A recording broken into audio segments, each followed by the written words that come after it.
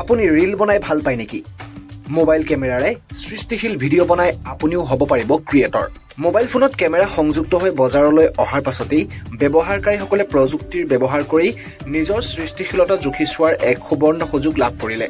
সামাজিক মাধ্যম ব্যৱহাৰকাৰীসকলৰ মাজৰ পৰা জিলিকি উঠিল অগণন ক্ৰিয়েটৰ কিংবা ছচিয়েল মিডিয়া ইনফ্লুৱেঞ্চাৰ।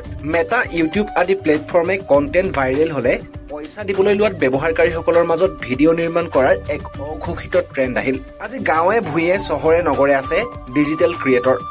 আজিৰ তাৰিখত মোবাইল ফোন ফটোগ্ৰাফী অথবা ভিডিঅ'গ্ৰাফীৰ অনুৰাগী ক্ৰমাগতভাৱে বৃদ্ধি পাই আহিছে। আজিৰ তাৰিখত মোবাইল ফোন ফটোগ্ৰাফী অথবা ভিডিঅ'গ্ৰাফীৰ অনুৰাগী ক্ৰমাগতভাৱে বৃদ্ধি পাই আহিছে। এনে ব্যৱহাৰকাৰীসকলে যাতে নিজৰ সৃষ্টিশীলতাৰ সদ্ব্যৱহাৰ কৰি মোবাইলেৰে চুটি ছবি নিৰ্মাণ কৰিব পাৰে, তাৰ বাবে তেওঁলোকক এখন মঞ্চৰ প্ৰয়োজন। যোৰহাটত সেই মঞ্চখন হৈ জ্যোতি চিনে ক্লাবে চুটি ছবি নিৰ্মাতাসকলৰ উৎকৰ্ষ সাধনৰ অৰ্থে আৰম্ভ কৰিছে বিশেষ কৰ্মশালা।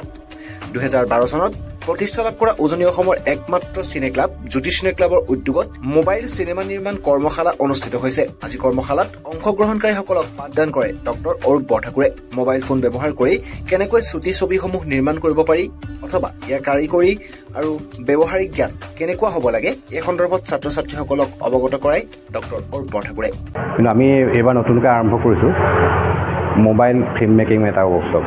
যিহেতু এতিয়া মোবাইলটো সকলোৰে হাতে হাতে হৈছে আৰু মোবাইলৰ ছবি নিৰ্মাণ কৰাৰ প্ৰৱণতা বাঢ়িছে আৰু ভাৰতৰ লগতে বিশ্বৰ বিভিন্ন ঠাইত এই ধৰণৰ ছবি নিৰ্মাণ কৰি প্ৰতিযোগিতাও আয়োজন কৰা হয় আৰু বিভিন্ন ধৰণৰ ভাল ভাল ছবি আমি নিজেও উপভোগ কৰিছোঁ। গতিকে নতুন চামে এই মোবাইলৰ জৰিয়তে কেনেকৈ ছবি নিৰ্মাণ কৰি পেলাই নিজকে আগবঢ়াই নিব পাৰিব, এই বিষয়ে আমি এটা ছুটি কৰ্মশালা আয়োজন কৰিছোঁ। যোৰহাটৰ পৰা সপোন বৰাৰ ৰিপৰ্ট, লোকেল 18।